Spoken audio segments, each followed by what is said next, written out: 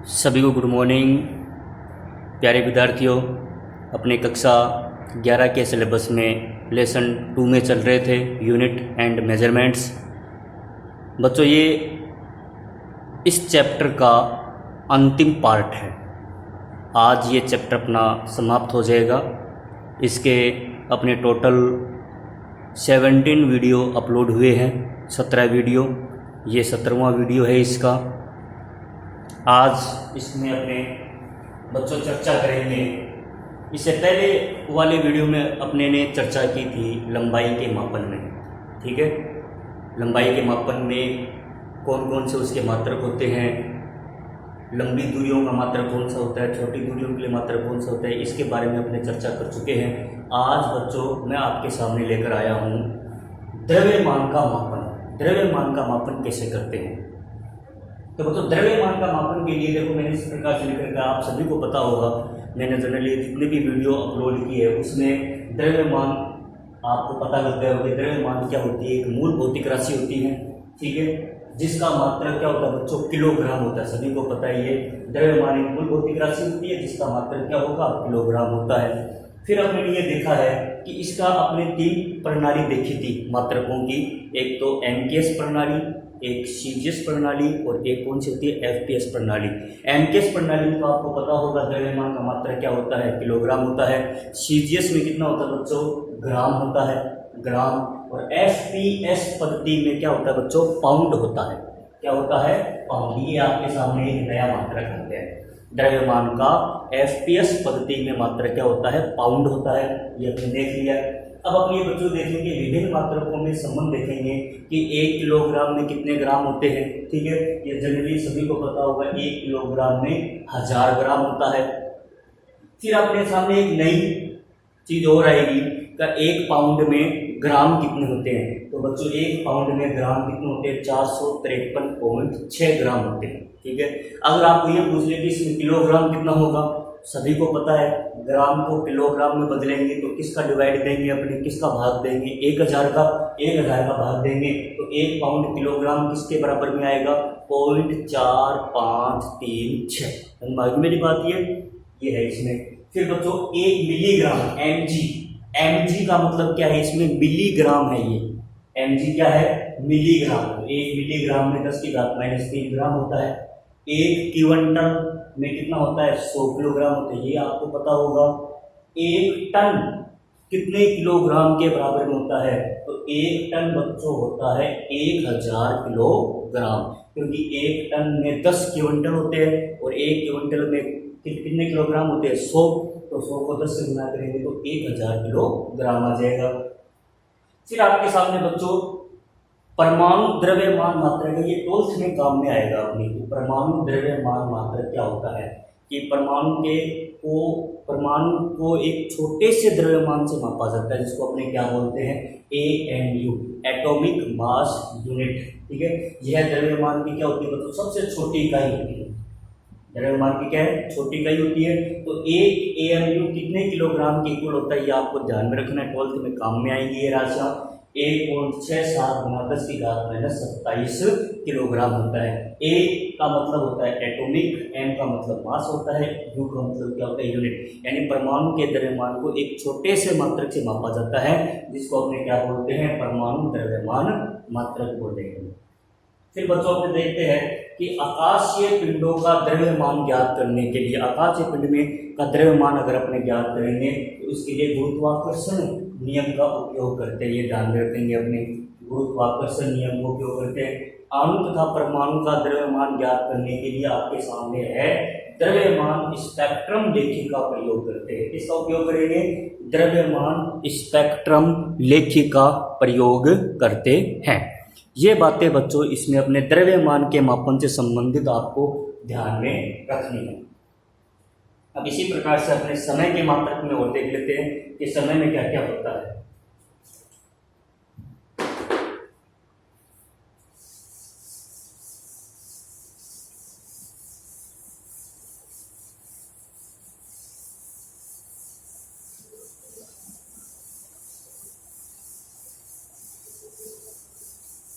समय का मापन,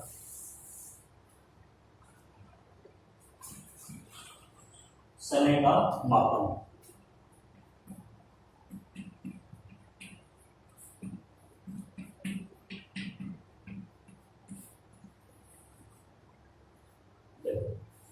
समय का मापन में क्या होता है बच्चों, समय एक मूल भौतिक राशि होती है जिसका मात्रक सभी को पता है। मैंने क्या बता रखा है, सेकंड होता है।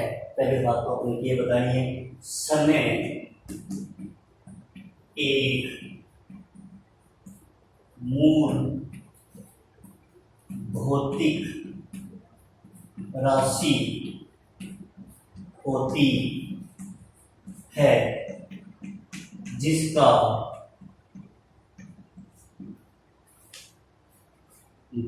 मात्रक की तीनों प्रणालियों में, जिसका तीनों प्रणालियों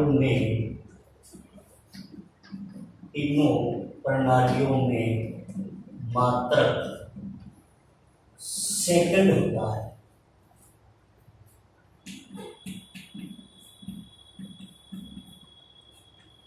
तीनों प्रणालियों में मात्रक कितना होगा, इसका सेकंड होता है।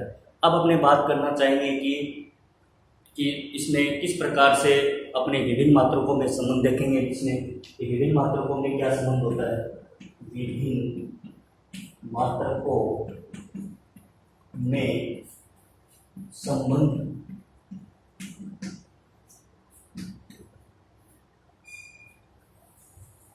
एक तो बताओ, इसमें 1 घंटे में कितने मिनट होते हैं बच्चों, 60 मिनट होते हैं, पता है। और 1 घंटे में सेकंड कितने होंगे, 1 मिनट में 60 सेकंड होते हैं, तो 60 × 60 इजिकल टू कितना होता है बच्चों, 3600 सेकंड। ये भी आप इसमें ध्यान में रखेंगे। समझ आ गई मेरी बात, कि 1 घंटे में 60 मिनट होते हैं, तो 1 घंटे में सेकंड कितने होते हैं, 3600 सेकंड। 1 मिनट में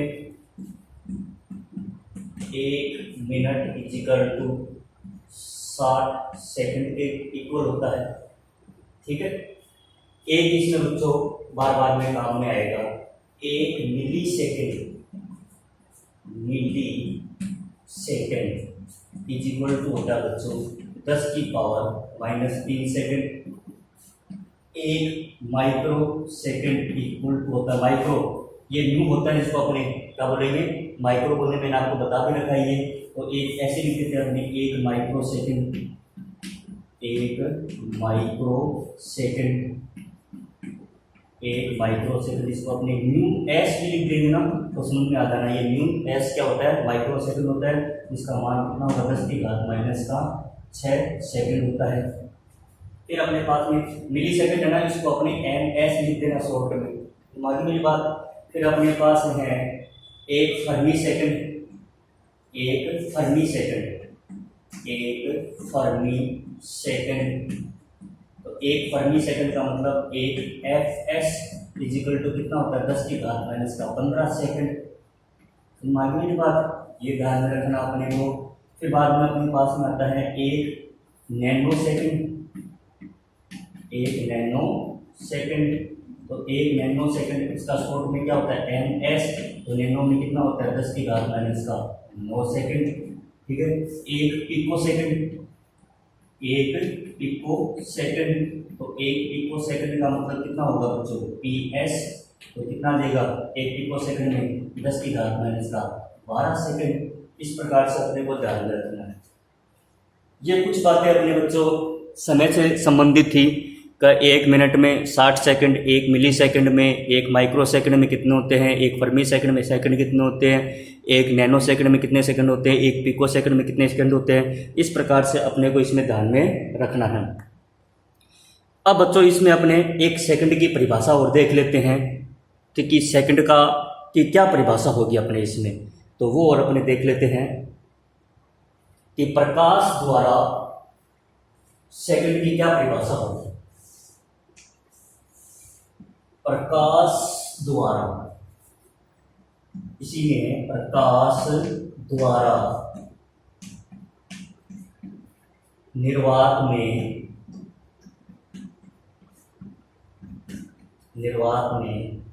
29, 97, 92, 458 मीटर की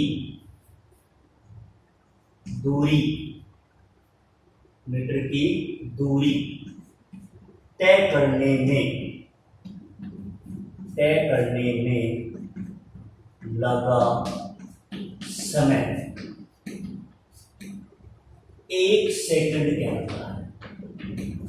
1 सेकंड कहलाता है।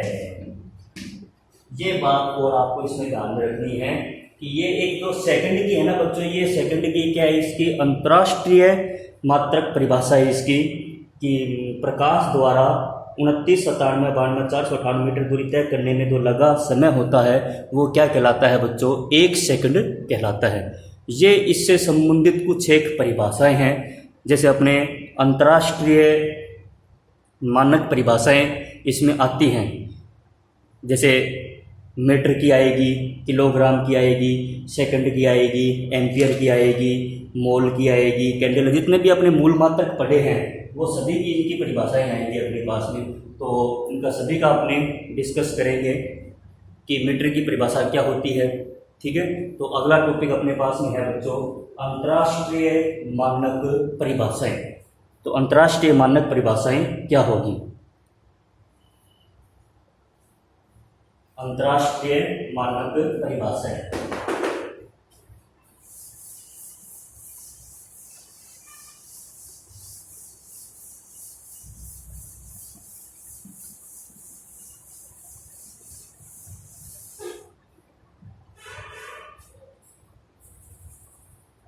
तो इसमें है मूल मात्रकों की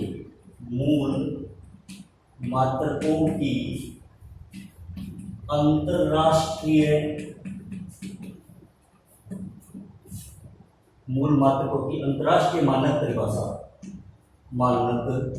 परिभाषा।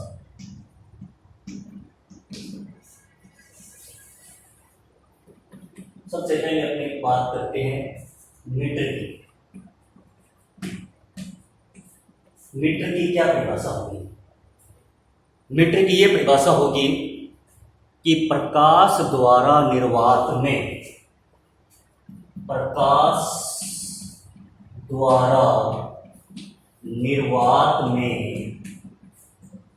ये याद रखनी है अपने को, निर्वात में 29, 97, 92, 458 सेकंड में तय की गई दूरी 1 मीटर कहलाती है। 1 मीटर कहलाती है।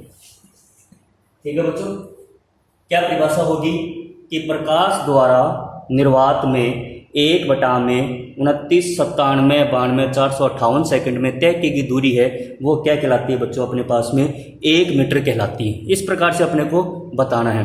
ये देखो मैंने जो लिखा है बच्चों 29, 97, 92, 458, इसका मतलब क्या होता है?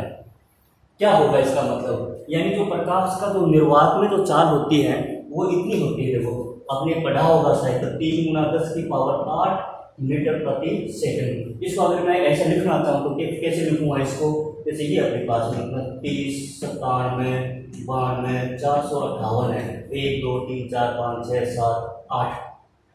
ठीक है, तो इसको ऊपर नीचे किससे गुणा कर देते हैं? अपने 10⁸ से गुणा कर देंगे तो कितना आएगा? ये जैसे आएगा 29, 97, 92, 458 इंटू 10⁸ और इसमें 10⁸ का भाग देंगे तो कुल मिलाकर कितना देगा अपने पास में? 2.9 इंटू 10⁸ कितनी आएगी? 8 मीटर प्रति सेकंड। तो 2.9 को अपने क्या लिख सकते हैं? लगभग 3 × 10⁸ मीटर प्रति सेकंड भी लिख सकते हैं। ये एक प्रकार से क्या है? प्रकाश का वेग होता है। ठीक है, तो प्रकाश की चाल इतनी होती है निर्वात में 3 × 10⁸ मीटर प्रति सेकंड होती है। नेक्स्ट इसमें जो परिभाषा है बच्चों वो कितनी होगी? क्या कौन सी परिभाषा होगी अपने पास में? वो अपने दूसरा मूल मात्रा कौन सा आता है बच्चों? किलोग्राम। किलोग्राम की क्या परिभाषा होगी बताओ? किलोग्राम की ये परिभाषा होगी कि 4 डिग्री सेंटीग्रेड पर 1 लीटर जल का द्रव्यमान, 4 डिग्री सेंटीग्रेड पर 4 डिग्री सेंटीग्रेड पर 4 डिग्री सेंटीग्रेड पर 1 लीटर जल का 1 लीटर जल का द्रव्यमान 1 लीटर जल का द्रव्यमान क्या कहलाता है बच्चों? 1 किलोग्राम कहलाता है। ये अंतरराष्ट्रीय परिभाषा है इसकी, 1 किलोग्राम कहलाता है, जो कि आपको याद रखनी है। तीसरी कौन सी होती है बच्चों? सेकंड। सेकंड की मैंने अभी परिभाषा बताई है आपको, क्या होती है कि प्रकाश द्वारा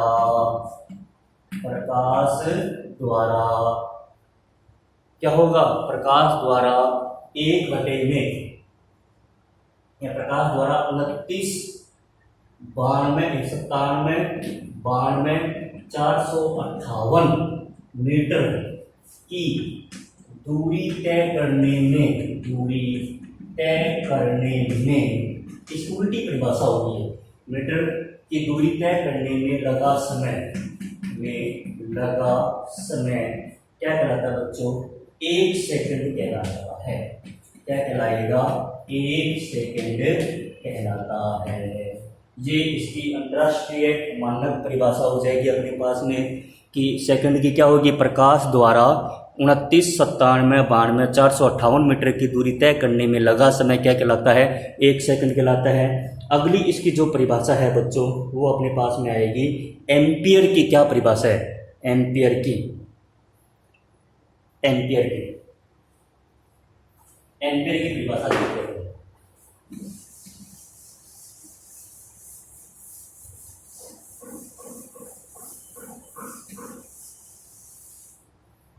एम्पियर इसकी और दो परिभाषा है, क्या उनसे आएगी अपने पास में?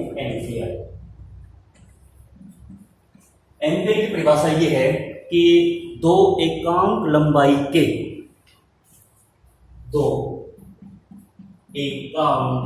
या ट्वेल्थ में आती है, 2 एकांक लंबाई के चालकता परस्पर समांतर एकांक दूरी पर स्थित हो तब उन दोनों चालकों पर 2 × 10⁻⁷ न्यूटन का बल लगे, तब दोनों चालकों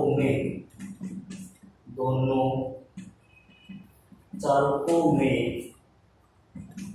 प्रवाहित धारा का मान 1 एम्पियर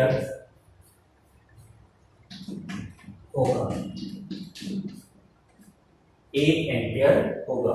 तो एम्पियर की परिभाषा क्या होगी अपने पास में कि 2 एकांक लंबाई के चालक तार जो कि परस्पर समांतर एकांक दूरी पर स्थित है, तब दोनों चालकों के मध्य 2 × 10⁻⁷ न्यूटन का बल लगे, तब दोनों चालकों में धारा का मान कितना होगा बच्चों? 1 एम्पियर होगा। ये अंतर्राष्ट्रीय मानक परिभाषा है जो कि आपको कंटेस्ट याद रखनी है।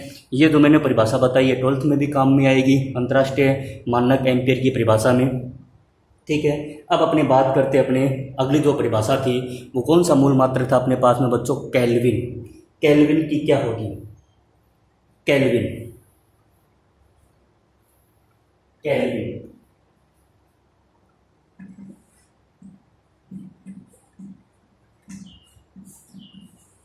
को अपने कैपिटल के से लिखा कि जल के त्रिक बिंदु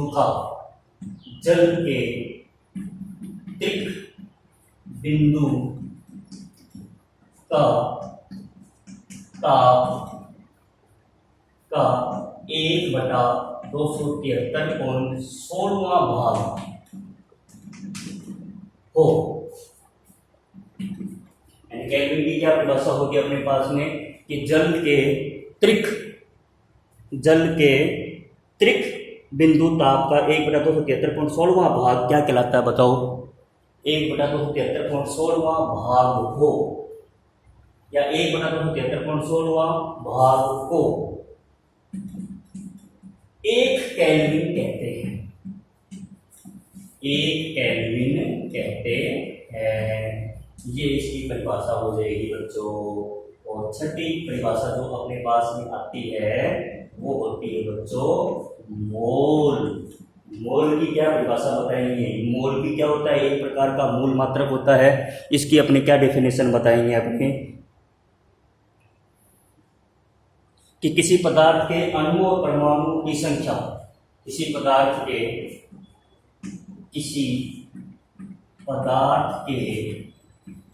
अणुओं व परमाणुओं की संख्या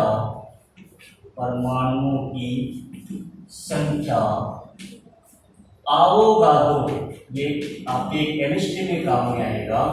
आवोगाद्रो की संख्या के बराबर होती है।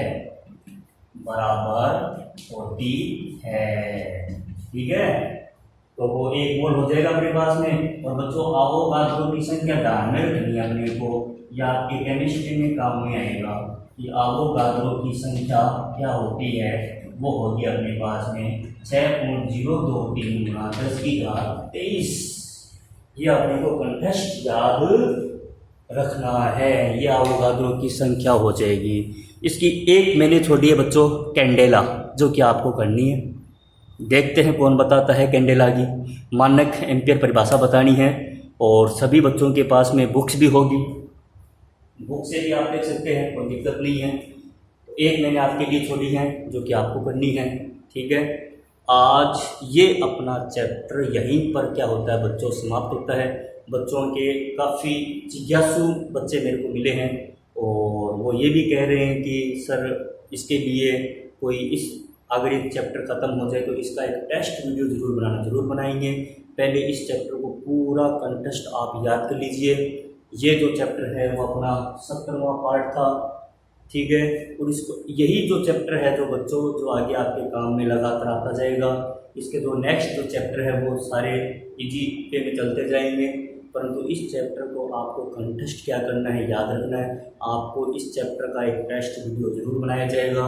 उसमें आपको प्रॉब्लम्स दी जाएगी और वो जो प्रॉब्लम्स ऐसी होगी जो इसमें जो मैंने करवाई है उससे थोड़ी सी हटकर होगी, वो मैं आपको क्वेश्चन दूंगा और वैसे ही आपको जवाब देना है। वो मेरे यूट्यूब के कमेंट बॉक्स में देना है। लास्ट तौर पे यही बात है कि वीडियो को बच्चों पूरा देखना है और लास्ट में जाकर सभी को पता होगा क्या करना पड़ता है, लाइक पर दबाना है। धन्यवाद।